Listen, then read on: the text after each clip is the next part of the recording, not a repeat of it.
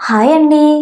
వంకాయ, ఎండు చేప, కోడిగుడ్లు కూర ఇలా కనుక చేసుకుంటే అమృతంలా ఉంటుందండి. ఈ కర్రీతో రైస్ మనం తెలియకుండానే ఎక్కువ తినేస్తామండి. అంత రుచిగా ఉంటుందండి ఈ కర్రీ. మరి ఇంకెందుకండి లేటు, కర్రీ ప్రాసెస్ చూసేద్దాం. ఈ కర్రీకి మెయిన్ ఇంగ్రీడియంట్స్ వంకాయలు, గుడ్లు, ఎండు చేపలండి. ఇప్పుడు స్టవ్ వెలిగించుకుని గుడ్లు ఉడికించుకుందామండి.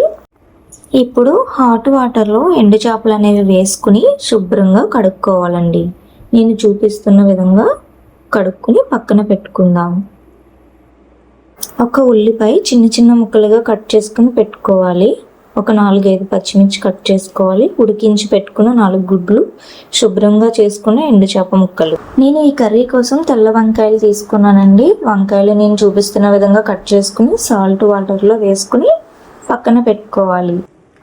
ఇప్పుడు స్టవ్ ఆన్ చేసుకుని కళాయి పెట్టుకుని సరిపడగా ఆయిల్ వేసుకోవాలి.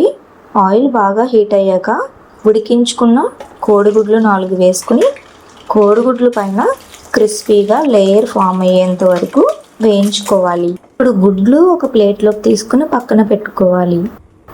ఇప్పుడు అదే ఆయిల్లో ఎండు చేప ముక్కలు అనేవి వేసుకుని 2 వైపులు తిప్పుకుంటూ ఇలా ఎర్రగా వేయించుకోవాలి. ఇప్పుడు వేయించుకున్న ఎండు చేపల్ని ఒక ప్లేట్లోకి తీసుకుని పక్కన పెట్టుకోవాలి.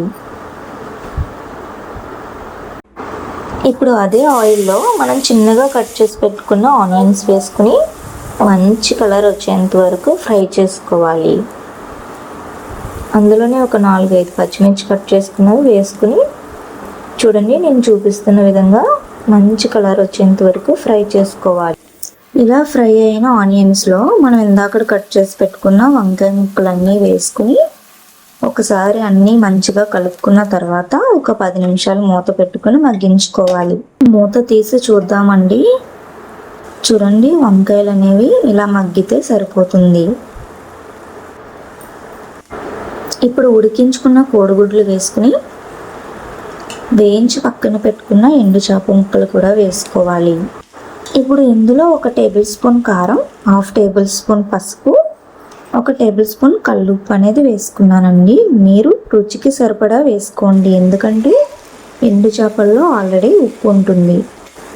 ఇలా నెమ్మదిగా మొత్తం అన్నీ కలిసేలా కలుపుకొని మూత పెట్టుకుని 1 నిమిషం మగ్గించుకోవాలండి. ఇలా చేయడం వల్ల ఉప్పు, కారం, పసుపు అవన్నిటికీ పట్టి టేస్ట్ చాలా బాగుంటుంది. నెక్స్ట్ కర్రీకి సరిపడగా వాటర్ వేసుకుని ఒకసారి కలుపుకోవాలండి. కలుపుకున్న తర్వాత మూత పెట్టుకుని స్టవ్ని మీడియం ఫ్లేమ్లో పెట్టి కర్రీ ఉడికించుకోవాలండి. ఈ కర్రీలో అల్లం వెల్లుల్లి పేస్ట్ వేసుకోకండి, ఎందుకంటే కర్రీ టేస్ట్ మొత్తం మారిపోతుంది. మన కర్రీ రెడీ అయిపోయిందండి. చివరగా సన్నగా కట్ చేసుకున్న కొత్తిమీర వేసుకుని స్టవ్ ఆఫ్ చేసుకుందాం. ఈ వంకాయ, ఎండు చేప, కోడిగుడ్లు కూర చాలా చాలా బాగుంటుందండి. ఒక్కసారి కనుక ఈ కర్రీని రుచి చూసారంటే వారంలో ఒక్కసారైనా ఈ కర్రీ చేయకుండా ఉండరండి. అంత బాగుంటుంది ఈ కర్రీ. ఈ కర్రీ ఎలా ఉందో కామెంట్లో చెప్పడం మర్చిపోకండి. Bye bye. Thanks for watching.